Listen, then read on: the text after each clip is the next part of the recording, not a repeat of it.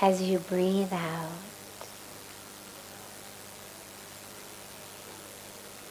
it means I am that.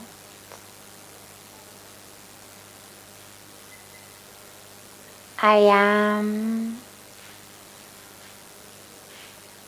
all of that. I am the creator. I am the creation. I am one with all.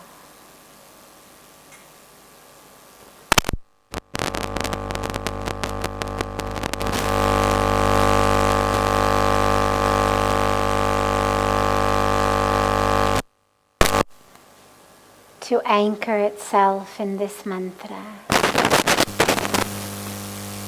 as the awareness stays merged with the breath,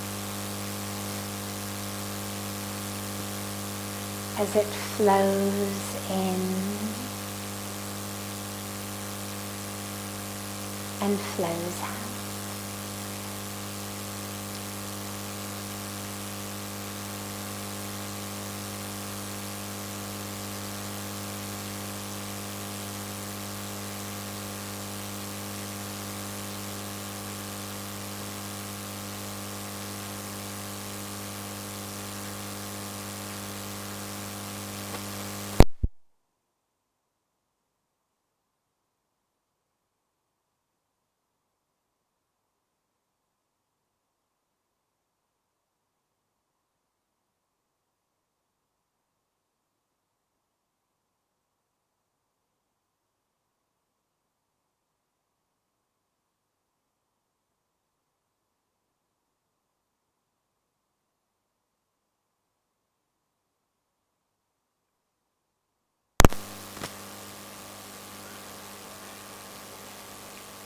If the mind wanders, just bring it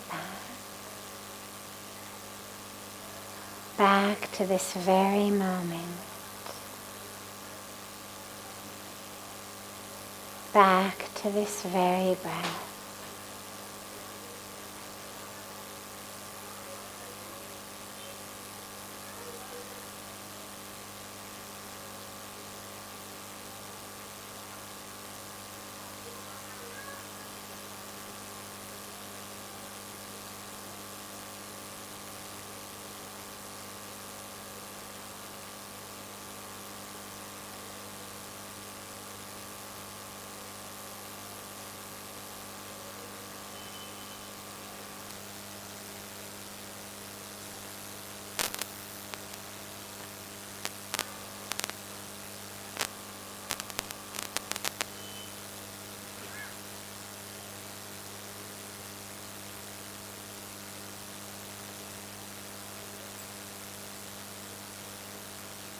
Slowly and gently, bring the palms of your hands together at chest level and just rub them gently against each other.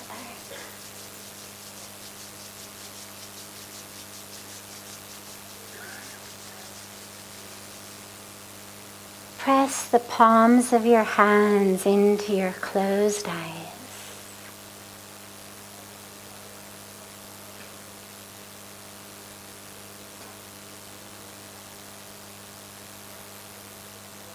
Slowly lower the hands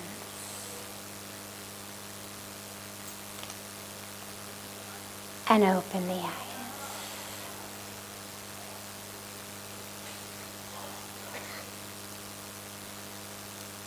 Welcome to Satsang.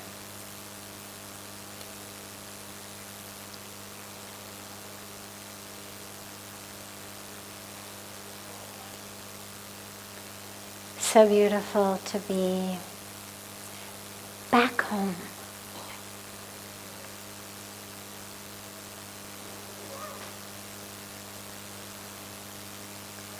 We start as usual with a question that's come in advance. We have our beautiful family from all over the world who are not fortunate enough to be with us here physically at this moment. And so they send in questions online through social media, through email, through different ways. And out of love for the fact that they're not able to be here, we begin with a question that's come in from them. And then we open it up to any questions that anyone here might have.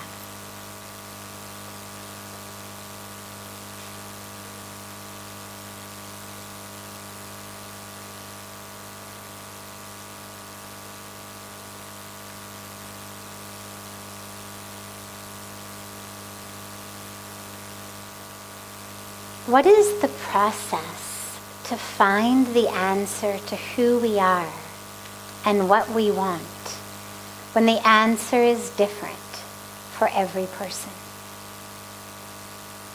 Well, who we are is very different from what we want. Because the question you have to ask yourself, let's start with wants and then we'll go into who we are. The question you have to ask yourself when you say, what do I want, is who's the I?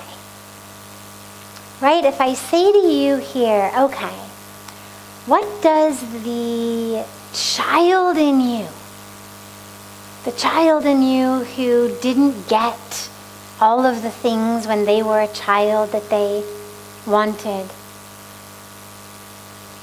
what is that child in you? Because all of us, or most of us, lacked something in childhood.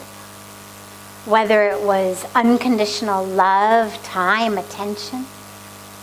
Whether it was actually opportunity.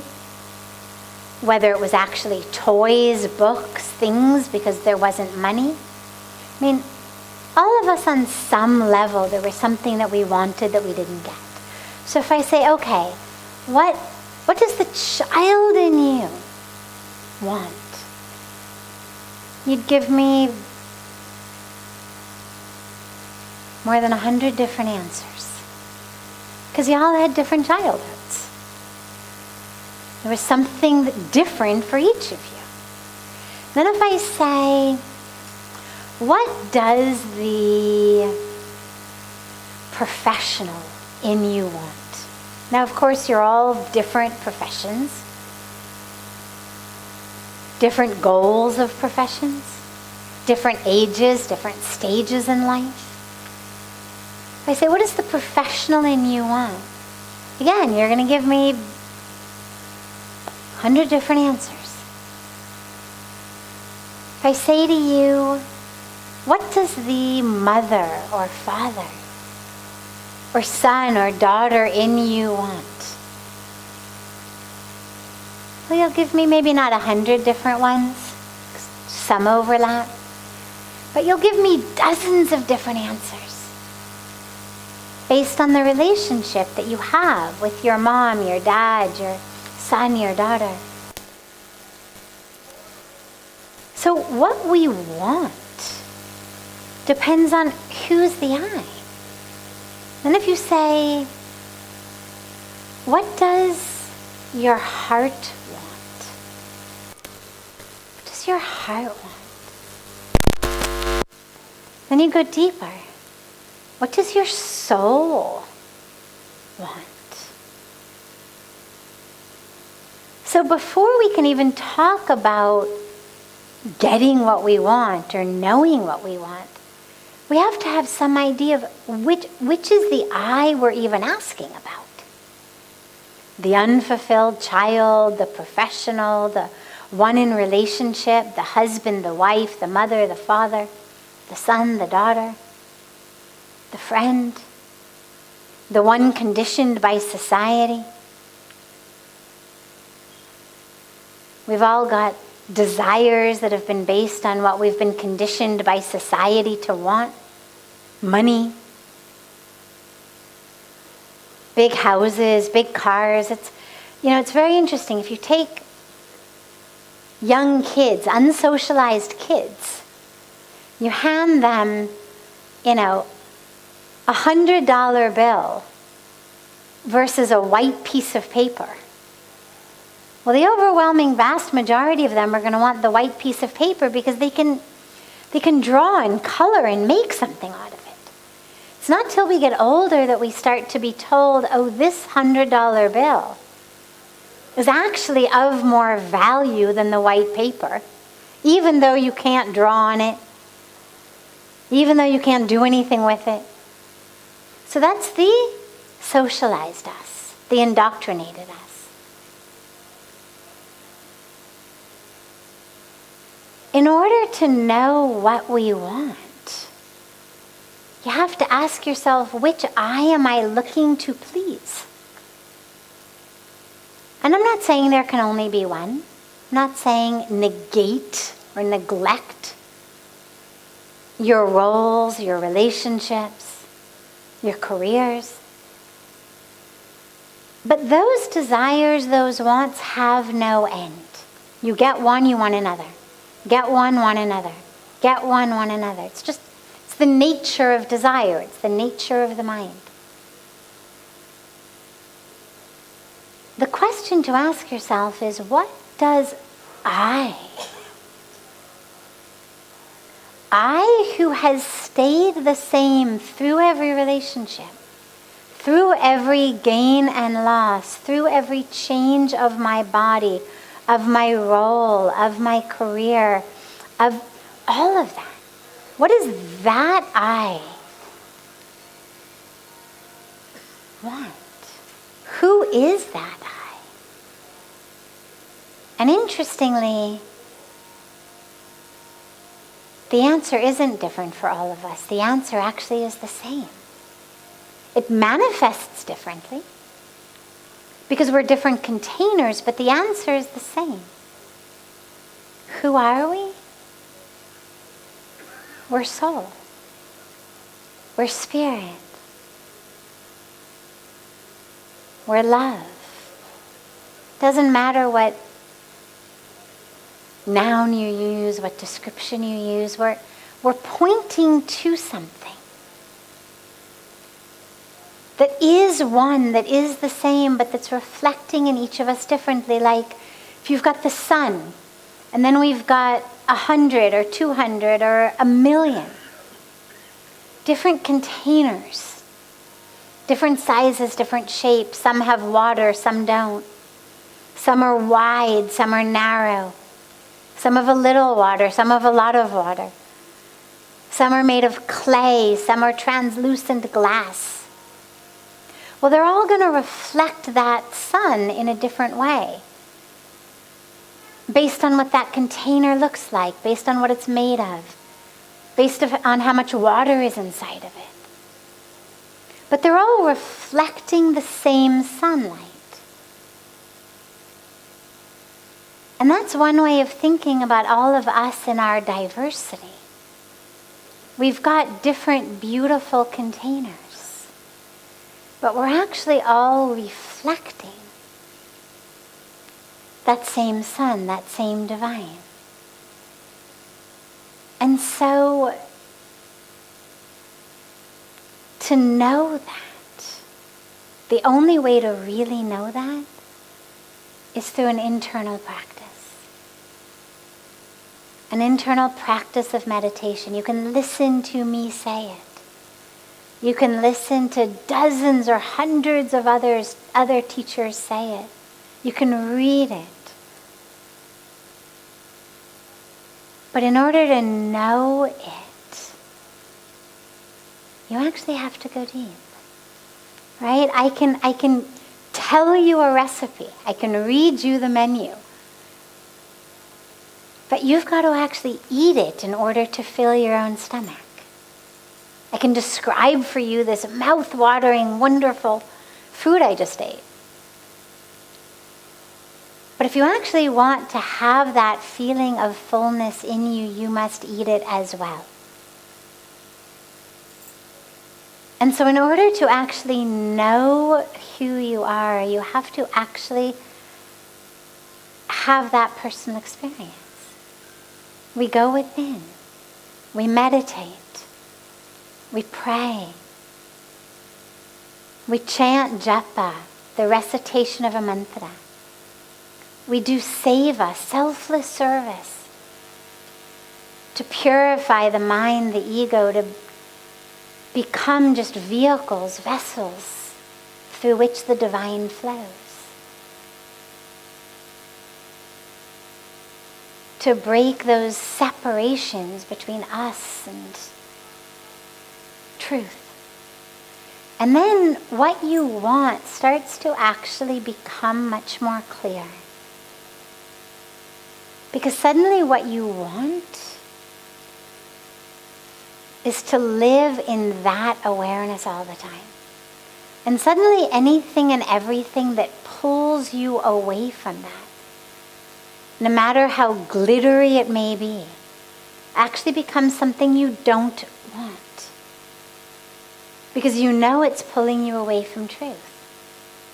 And so in the same way that so many people all over the world are praying and wanting more and more money, more and more power, more and more popularity, more and more possessions, more and more things. Actually, the deeper you go, the more you realize that those things are distractions. And the more what you want is just to have more of the experiences of the truth of who you are. Because those experiences, whether they last half a second or 3 blissful minutes before you get distracted and then you come back, however long they last, and don't worry if they're short, they're glimpses. They'll get longer. But even if it's just that half a second, it touches you with something that is so much more valuable than anything else you've ever experienced. That it's like, oh my God, I want more of that. More of that. And this is why when we embark on a spiritual path, things that used to be really fun, parties and movies and bars and chemical substances, and all those things that we used to think were fun, suddenly become things that you want to hold as far away from you as you can, because they pull you out of the self. I remember many, many, many years ago, probably 24, 25 years ago, I was back in America visiting. And my mom says to me one day, she says, "Your dad really wants us all to go to dinner and the movies tonight." My dad and I are really close, and she knows that if she says my dad wants it, I'm much more likely to say yes. So I said, well, and I wasn't already, I had stopped eating, cooked food in restaurants and whatnot. And so but I thought, all right, Pujya Swamiji was telling me, whenever you go back, just do whatever they say, just make them happy, And so I thought, all right, I'll eat some fruit, I'll have a salad. I said, fine. I said, let's do this. Let's go to dinner. Let's take 2 cars. After dinner, you guys go to the movies and I will go home. My mom says, no. Your dad really wants us all to go together in one car. We'll go to dinner, then we'll go to the movies. And I said, all right. I'll bring my laptop. We'll go to the movies. You guys will go in the movies and I will sit in the lobby and I will work. Got a lot of projects going on. We're building a lot of schools. We're doing a lot of work. So my mom says, no. Your dad really wants... And of course, my dad was nowhere to be seen. Mom and I were at the grocery store. Dad was somewhere else. But she's just channeling him that this is what he's going to want. Dad really wants that you should be in the movie theater with us. And I said, look, you've given me so much. I'll give you 2 hours of my life. I'm not vehemently saying, no, I refuse to go to a movie. No, I refuse to sit in a movie. I said, but I just want you to realize I'm doing it for you. Like, don't think, oh, we're going to give our, poor daughter who lives in an ashram where they don't even have TVs, we're going to give her a really fun night. We're going to take her out for some real fun and she's really going to enjoy herself. I said, don't kid yourself. I will go for you. I will sit there for you. But don't think it's for me. And she said, what is wrong with you? And I said, before she said, what is wrong with you? I said, if it were up to me, I would actually rather stare at a blank wall for 2 hours than go to the movies. My mom says, what is wrong with you? And I said, if I stare at a blank wall, I actually can meditate. I actually can do my chanting. I actually can be connected deep within.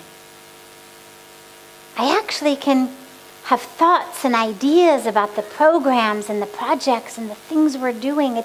I can have a blossoming time. I said, the dilemma is that my meditation is not yet strong enough. That if you stick me in a dark movie theater in front of a movie for 2 hours, that I'm not going to get distracted. I will get distracted. And so I'm going to actually lose the 2 hours of time. Because I'm going to get so distracted by the movie that I will lose that experience of being anchored in the self. And I share this because this is what happens to so many of us in different ways, is you think you want something. Dinner and a movie, right? Sounds like a great night, dinner and a movie. And of course she had said I could choose any movie. Dinner and a movie. And yet, once you start to have just a taste of what it feels like to really drink, bathe in that experience of true self, the last thing you want is something that's going to distract you from it. And so all of the rest of the wants, whether it's some, leftover, grudge-filled expectation from some drama of your childhood, whether it's some desire that you've got because you've watched too many commercials that have told you should want it, whether it's some idea that thou shalt want a higher position in your job, you stop wanting those things. Because you actually start to see them as things that are taking you away from the true self. So instead of focusing on what you want first, focus on the who are you first. Who's the I who is wanting? Because once that gets clear, then what you want is going to get much clearer. And by the way, don't worry if you've still got other desires. It's okay. There's all kinds of karmic things that we all have to work through. That's what we're here for, our karmic journey, this package that we've been given. And whatever's in it, you'll go through it. So don't allow the desire to be, I wish I didn't have this desire. The desire is there, okay, embrace it. Recognize it, see it. Doesn't mean you have to give in to it. But at least acknowledge it, see it, okay. So here I am, part of my karmic package is to have this desire, okay. Nothing wrong with it. It's just there. Sometimes you're meditating and there's a fly buzzing around your head. It's just there. Doesn't mean you have to kill it. Doesn't mean you have to eat it. But it also doesn't mean that you have to give up your meditation. It's just there. And we start to learn to see things in our karmic package as just there. Ah, yes, there's that fly buzzing desire. Oh yeah, there's that fly buzzing fear or other particular issue or neurosis I may have, whatever it is. Just there it is. Okay. And I'm going back to my meditation. Just bring the awareness back. Just bring it back.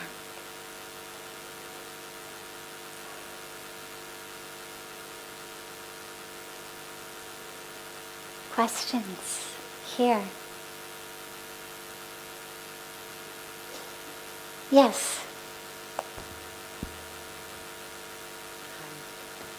So, what when your mom, in case my mom, she keeps insisting that I have to do the things that she wants me to do, and it's been, as you know, like 12 years that I'm coming,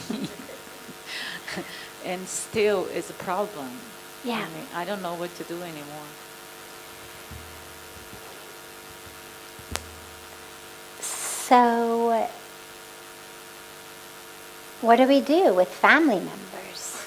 Mothers in this case, but they may be other family members, who want us to be doing things that aren't in alignment with what we know to be our dharma. Well, the first thing is to have compassion. With my mom, it was fear. It was fear that, see, you have to realize, in my case, she had known this girl become woman for 25 years. She knew me well.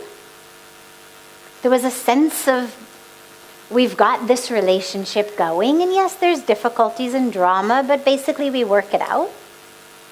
And then suddenly, I'm no longer the person that she thought I was. And that's very threatening.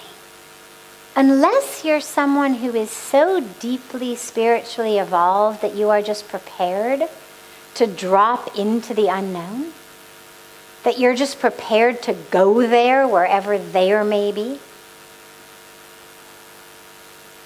But that's not the case with where my mom was 26 years ago. It's not the case with where your mom is. It's scary for them to have this sense of who are you becoming and what will it mean about our relationship?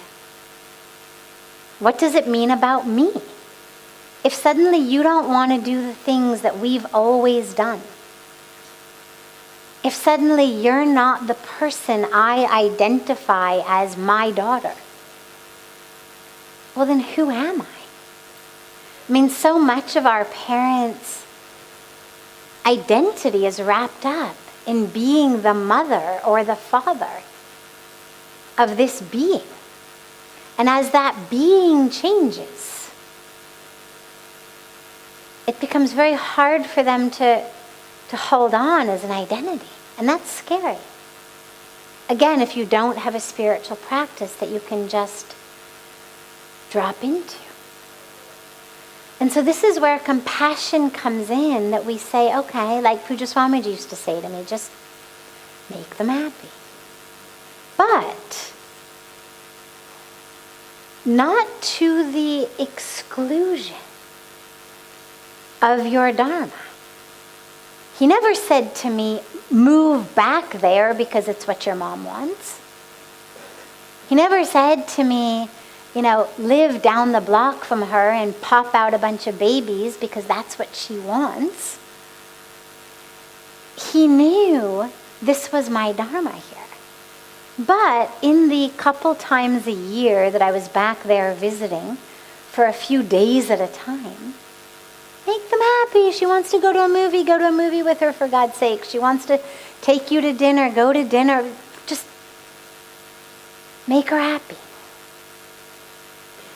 So it's a balance that we all have to find of love and compassion that extends to all of those around us, but does not exclude ourselves. So it's not compassion for her instead of compassion for me, or understanding for her instead of understanding for my dharma. It's both. And that isn't easy. But that's what the requirement is I have the first obligation is to my own dharma. That's what I was born for. That's why each of us came onto earth, is to fulfill our dharma. Along with that, part of our dharma is in relationship. To loved ones, to family members, to our global family, not just blood family, but our global family. We have responsibilities, duties to them. And so we fulfill those duties and dharmas without sabotaging the duty to our own dharma to ourselves. But don't let yourself get upset. Why does my mom want me to do these things? It's all right. The why doesn't matter. Just, she wants it, okay. Doesn't mean you have to do all of it. Do some of it. But I'll tell you what I've learned, which is ultimately at the core, what they want is to make sure that they're not losing you in heart. And so the more you fight about the little things, the more they hold on, because the more they get afraid that they're losing you. So for me to have pulled away and said, no, I won't go to dinner and a movie, would have simply created more and more anxiety that would have made her grab hold of me stronger and stronger and been more and more upset. To give in to those things with love and to just constantly keep reminding them, I love you. The fact that my dharma is in India, the fact that my dharma is in service, the fact that my dharma is in spirituality, doesn't mean I love you less. It just means that I've been given a different path in life. I used to explain it by saying, I've got to get on a different train. The destination of the train that you got on is not the destination that I'm meant to go. It means I can't get on the same train. So explain it as best as you can with love. Keep loving. Do what you can, but don't forsake your duty to your dharma. Because not one of us is here to ensure that our loved ones don't have to face the situation that arises when we live our dharma. And sometimes it's difficult for a little while. But actually, by living your dharma, it's got this ripple impact on those around you that actually it makes them have to go through temporary, uncomfortable situations of readjusting, reevaluating, re-understanding their own concept, their own worldview. But ultimately what you do is you actually give them the opportunity to grow, to change, to deepen. And that is what's powerful. Otherwise she's just going to have to come back next lifetime to learn it. Right? I mean, it's not like that's the greatest gift. Okay, Mom, I'll protect you from it this lifetime so that you can come back next lifetime to learn it.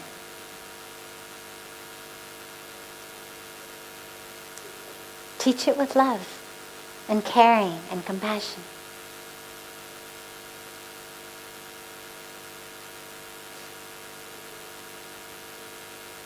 Other questions?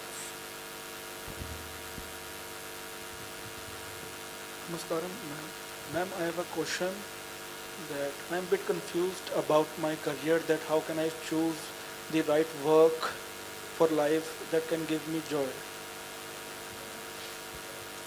How to choose the right career, the right work to give you joy.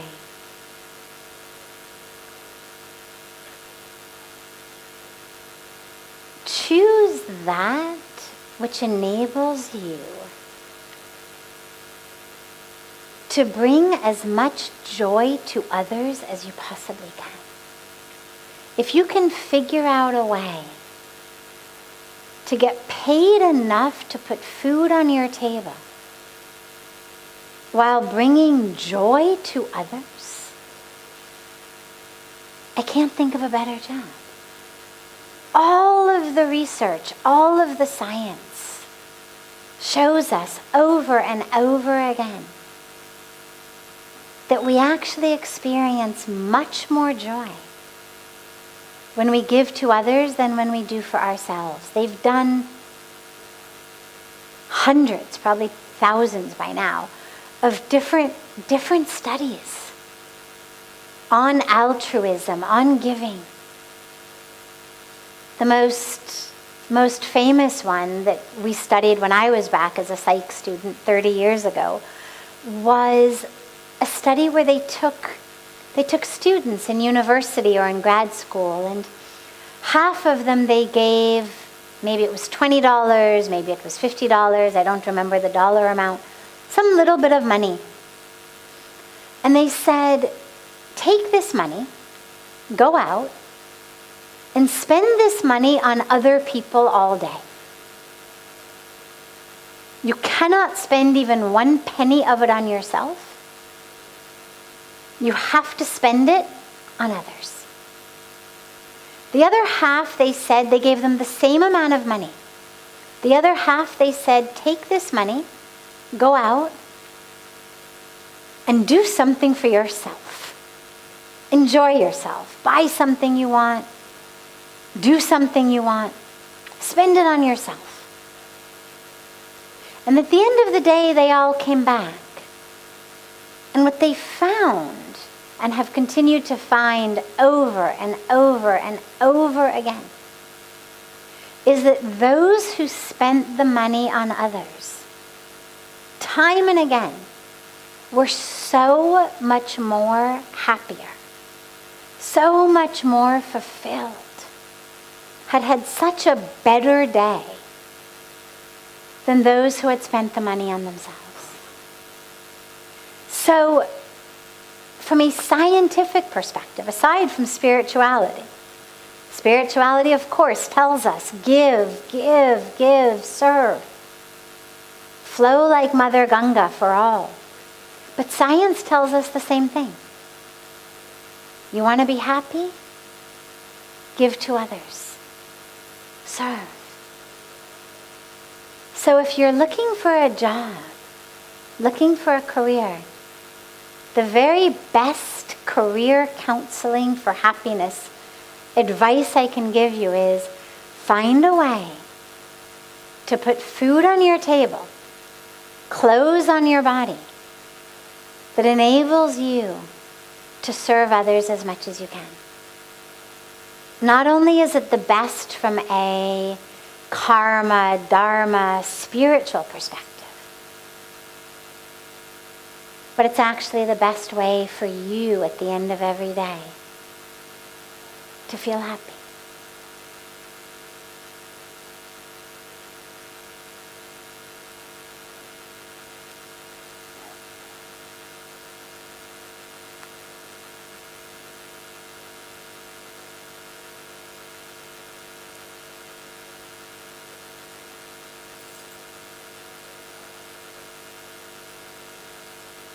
Have a